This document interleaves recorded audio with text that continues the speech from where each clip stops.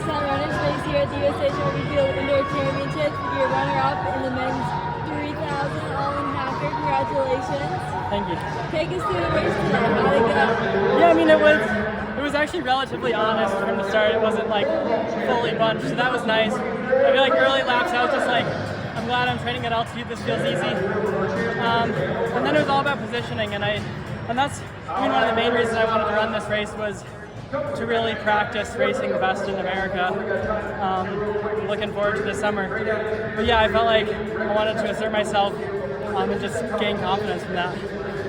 So, is there anything you would have done differently tactically, or were you happy with your performance? Yeah, I think I ran it really well until it was maybe a lap to go.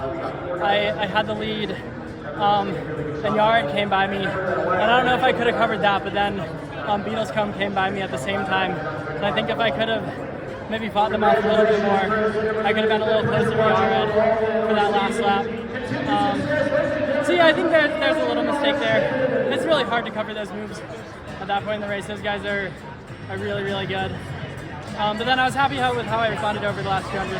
I was just happy with what I had in my legs at that point. How are you going to take what you learned today into the rest of your indoor season and then on to a big outdoor season? Yeah, I mean, it's about being in the top two, really, three, with 200 or 400 to go.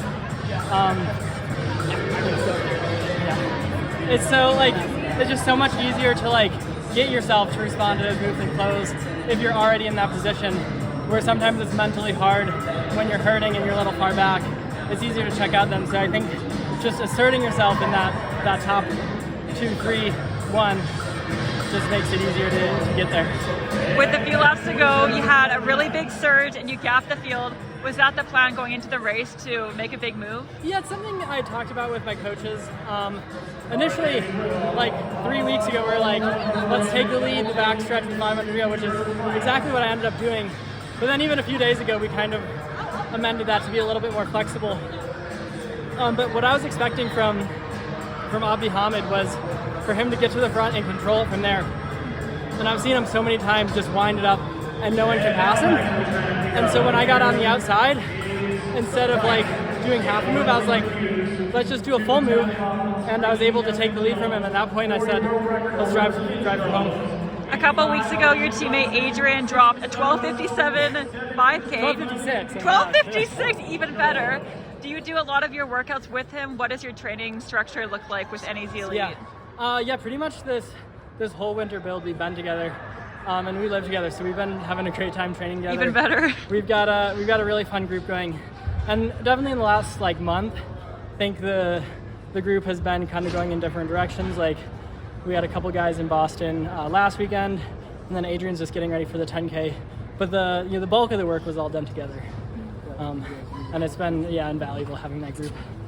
Yeah. What was the race plan going in with your coaches? Were you mostly talking with Jack?